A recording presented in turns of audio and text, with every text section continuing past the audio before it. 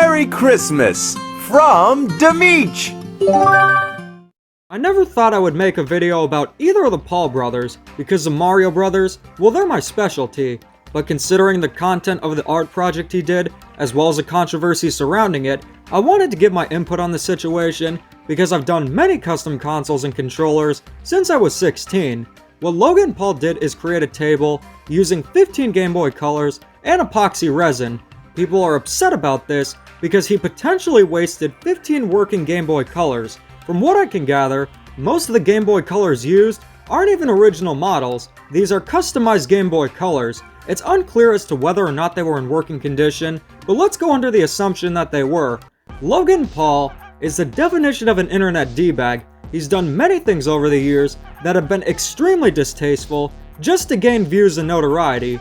This Game Boy art project doesn't even come close to how bad most of his other stunts are, but it does bring up a good discussion. Many are upset about this because he wasted Game Boy Colors. We're in the final stretch of 2021, and Game Boy Colors aren't rare. They go for around $50 to $60 US, and they sold millions. As of today, it really isn't a big deal, but it's the future that's the concern. The Game Boy line of systems has been discontinued for years. What hasn't discontinued is the love for the systems and the games, and considering how Nintendo barely cares about letting people play their legacy content on the Switch, people will often get a Game Boy to experience these games either for the first time or again.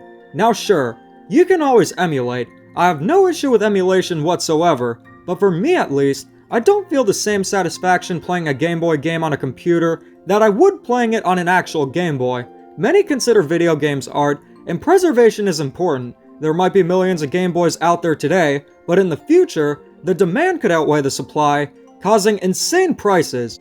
Take a look at any of the Gen 3 to 5 Pokemon games. All those games sold millions and aren't rare by any means, but they command outrageous prices because people want them, but many aren't willing to sell them. And that's a potential problem of using Game Boys or any retro hardware for art projects, or even worse, flat out destroying them.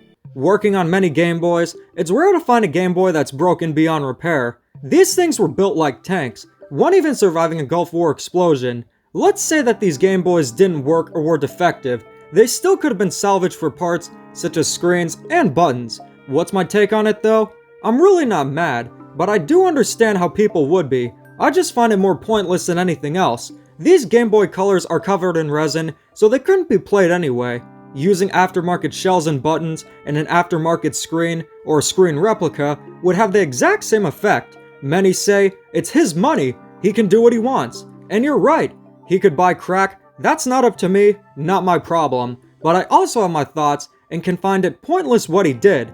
As I mentioned before, Game Boys are rarely broken beyond repair. You can do incredible things with defective consoles. I purchased a Game Boy Pocket with a defective screen, and what I did was replaced it with an IPS backlit screen. Not only is it backlit, but it even brings a little bit of color to the once monochrome Game Boy Pocket. It's a total game changer and makes classic Game Boy games look and play better than ever before. I may have never been a Disney star, but this is what I call art.